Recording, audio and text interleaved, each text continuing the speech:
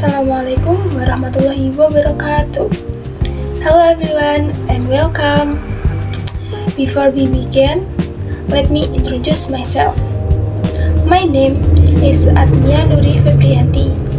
I am here to help you learn English in a fun and easy way. Today, we are going to learn something super useful, sentence building in English. So get ready, grab your pen and let's get started. Have you ever felt that English is difficult, especially when you're trying to build a sentence? Well, don't worry, you are not alone. The good news is making sentence is actually simple once you know the basic structure. So today, let's break it down together step by step. But first, let me ask you a question. Do you know what it takes to make a sentence? Think about it for a second.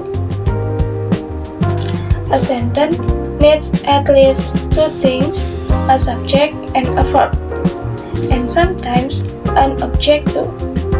Let's find out more. The first part is the subject.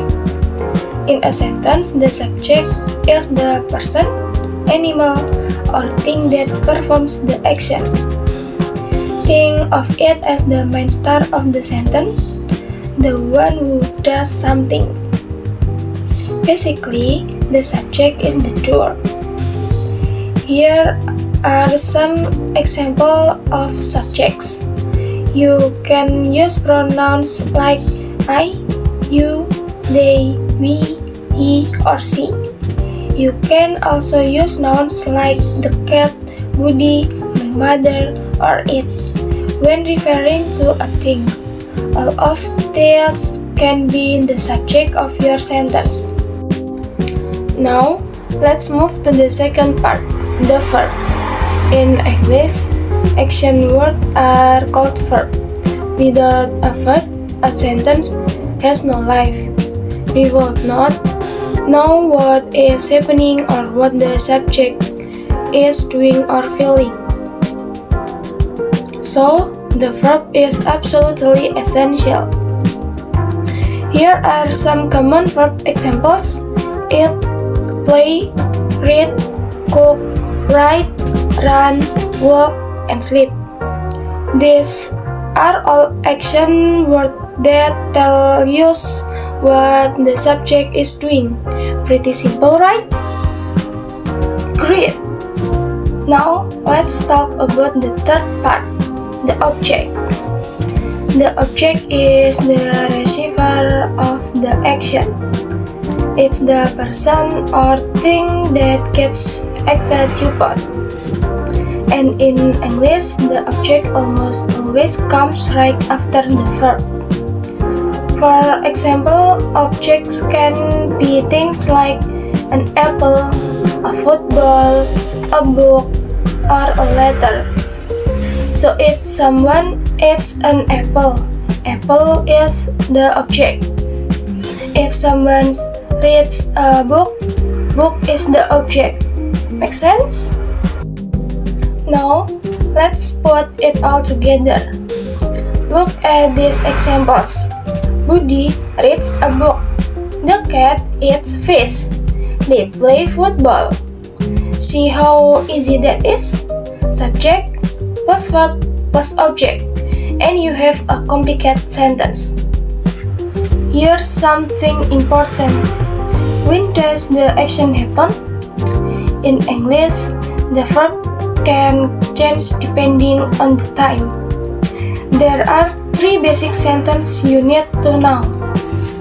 Simple present for habits or routines. I usually eat fried rice. Simple past for past action. I ate fried rice yesterday. And simple future for future plans. I will eat fried rice tonight. Just remember, same subject, same object, but the verb changes based on time. What if you want to say no or ask a question? It's easier that you think. For a negative sentence, just add do not, does not, or did not before the verb. For example, I don't eat fried rice at night. For a question, move do, does, or did to the beginning of the sentence.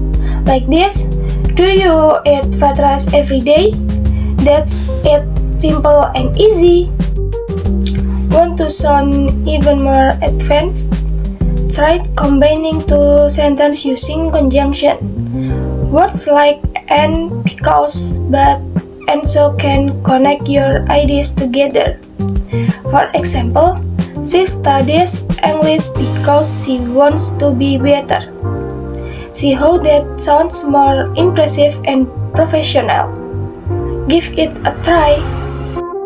Alright, before we finish, here are my top tips for you. Number 1, always start with the simple SVO pattern. Number 2, add time or place details to make your sentence clear. Number 3, practice is the key.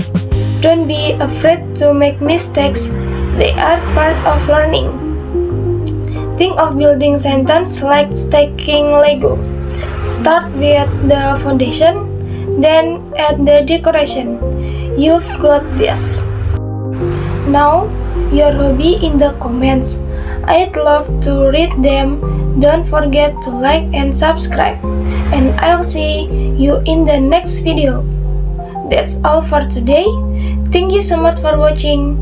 Keep practicing, keep learning, and remember, every great speaker starts exactly where you are right now. See you next time. Assalamualaikum warahmatullahi wabarakatuh.